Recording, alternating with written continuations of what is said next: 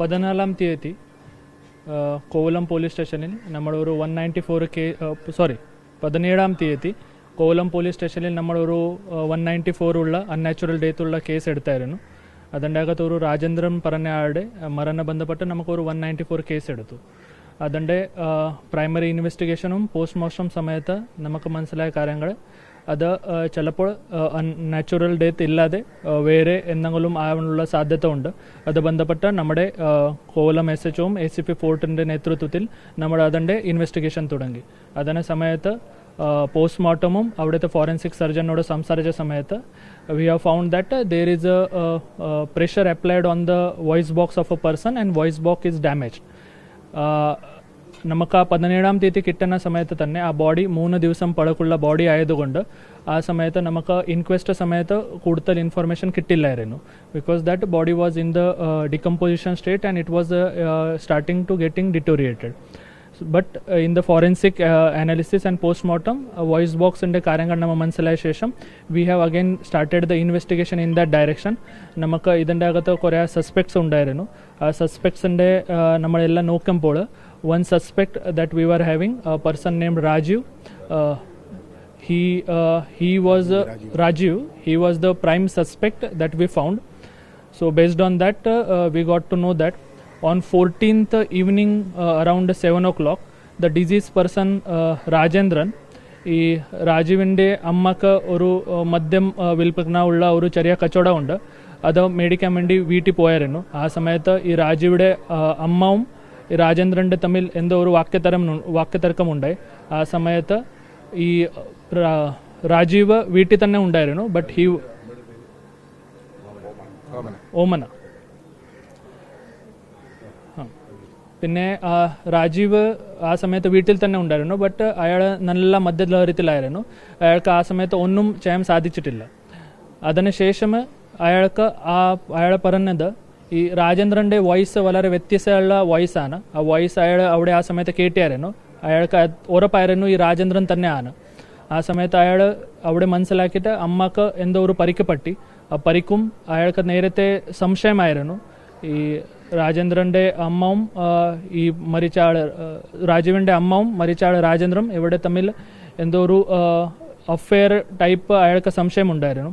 ആ ദിവസം രാത്രി അറൗണ്ട് 11:06 സമയത്ത് അയാൾ ടെറസിൽ പോയ സമയത്ത് അപ്പുറത്തെ സൈഡുള്ള ടെറസിൽ രാജേന്ദ്രൻ ഉണ്ടായിരുന്നു. ആ സമയത്ത് അയാൾ ഒരു ദ്വേഷത്തിൽ അപ്പുറത്തെ സൈഡ് പോയി. ആ രാജേന്ദ്രൻ്റെ സഹോദരിയുടെ വീട്ടിൻ്റെ ടെറസിൽ രാജേന്ദ്രൻ ഉണ്ടായിരുന്നു. രാജീവ് അവിടെ പോയിട്ട് അവിടെ 2 പേര് അവിടെ വീണ്ടും ചീത്തവിളിയും വാക്കത്തരം ഉണ്ടായി. ആ സമയത്ത് both are went into the scuffle. ആ സ്കഫൽ സമയത്ത് നമ്മുടെ എടുത്ത പ്രതി രാജീവും അവിടെ സ്കഫൽ സമയത്ത് he have applied pressure on the neck of A person and that time this person his died. അത് രാജീവ് അത് സംബന്ധിച്ചിട്ടുണ്ട്. അത് ബന്ധപ്പെട്ടുള്ള ബാക്കി ഫർദർ ഇൻവെസ്റ്റിഗേഷൻ നമ്മൾ ചെയ്യുകയാണ്. ഇത് ബന്ധപ്പെട്ടുള്ള ബാക്കി എവിഡൻസും എല്ലാം നമ്മൾ ഇപ്പോൾ എടുക്കാൻ വേണ്ടി പോവുകയാണ്. അയാൾ ടെറസ് വീട്ടിൽ അയാളുടെ സഹോദരിയുടെ വീടാണ് അത്. അവർ പറയുന്നത് ഇത് രാത്രി 12 മണിയായിരുന്നു. അവൾ ആ സമയത്ത് ഉറങ്ങിയായിരുന്നു. ആ സമയത്ത് അവൾക്ക് ശബ്ദവും ബാക്കി എല്ലാ കാര്യങ്ങളും അവർക്ക് മനസ്സിലായില്ല. So that is what is the അത് ബന്ധപ്പെട്ട് നമ്മളിപ്പോൾ ഇൻവെസ്റ്റിഗേഷൻ ചെയ്യുന്നുണ്ട്. 2 സഹോദരിമാരുടെ സ്റ്റേറ്റ്മെൻറ്റ് ഒരു വിശദമായ സ്റ്റേറ്റ്മെൻറ്റ് എടുത്തിട്ട് അതിൻ്റെ കാരണവും എല്ലാം ഇത് നമ്മൾ നോക്കാം.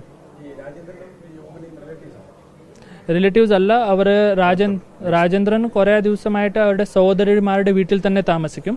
അവരെല്ലാം അയൽവാസികളാണ്. ആ നെയ്ബറാണ്, തൊട്ടടുത്ത വീട്ടിൽ താമസിക്കുന്നുണ്ട്. അതും ഉണ്ട്. പിന്നെ ആ സമയത്ത് പെട്ടെന്ന് ദ്വേഷത്തിൽ വന്നിട്ട് അവിടെ ടെറസിൽ കണ്ടപ്പോൾ ഒരു സഡൻ പ്രൊവോക്കേഷനിൽ കണ്ടപ്പോൾ അത് ചെയ്ത കാര്യങ്ങളാണ്. അതാണ് നമുക്ക് മനസ്സിലാവുന്നുണ്ട്. താത്കാലിക നമുക്ക് ഇത് ഒരാളെ മാത്രം സംശയിക്കുന്നുണ്ട്. അതിൻ്റെ അടുത്ത ഇൻവെസ്റ്റിഗേഷൻ ചെയ്തിട്ട് എന്തെങ്കിലും വേറെ റോൾ ഉണ്ടെങ്കിൽ നമുക്ക് അതും എടുക്കാം. ബാക്കി ഡീറ്റെയിൽസ് പറയാം. അതെ, അയാൾ കൺഫ്യൂസ് ചെയ്തു. എവിഡൻസ് നമുക്കിപ്പോൾ കൂടുതൽ എവിഡൻസ് എടുക്കേണ്ടതാണ്. ഇപ്പോൾ നമുക്ക് ഇത് കുറച്ച് ബാക്കി എവിഡൻസ് എല്ലാം കളക്ട് ചെയ്യാൻ വേണ്ടി നമ്മുടെ കോവളം പോലീസ് സ്റ്റേഷനിലുള്ള ടീമും ബാക്കിയെല്ലാം അടുത്ത എവിഡൻസ് എല്ലാം കളക്ട് ചെയ്യാൻ പോകുന്നുണ്ട്. അത് ആ ദിവസം നമുക്ക് ഈ ബോഡി കിട്ടുന്ന 17-ാം തീയതി, അത് 3 ദിവസം ശേഷം നമുക്ക് ബോഡി കിട്ടുന്നുണ്ട്. ഇൻക്വസ്റ്റ് സമയത്ത് ഔട്ട് സൈഡ് സ്കിൻ എല്ലാം ഡിറ്റോറേറ്റഡ് കണ്ടീഷനിലായിരുന്നു. ആ സമയത്ത് നമുക്ക് ഇൻക്വസ്റ്റ് സമയത്ത് ആ മുറിവ് നമുക്ക് കാണാൻ പറ്റില്ല. 14-ാം തീയതി രാത്രി ഒരു 11:30-12 മണി ആ സമയമാണ്. No, nothing that we know. അതെ, നമുക്ക് പ്രതിയുടെ ദേഹത്തിൽ കുറച്ച് മുറിവുണ്ട്. അത് മുറിവും നമുക്ക് ചോദിച്ച സമയത്ത് അവിടെ ആദ്യം കുറച്ച് അദ്ദേഹം പറഞ്ഞ സ്റ്റേറ്റ്മെൻറ്റ് അത് വ്യത്യാസമുണ്ടായിരുന്നു. പിന്നെ നമുക്ക് കൂടുതൽ ഇൻവെസ്റ്റിഗേഷനും ക്രോസ് ക്വസ്റ്റ്യൻ ചെയ്ത സമയത്ത് അദ്ദേഹം സംബന്ധിച്ചു ആ ദിവസം 14-ാം തീയതി രാത്രി നടന്ന സ്കഫൽ സമയത്ത് ഉണ്ടാവാതെ മുറിവാണ്.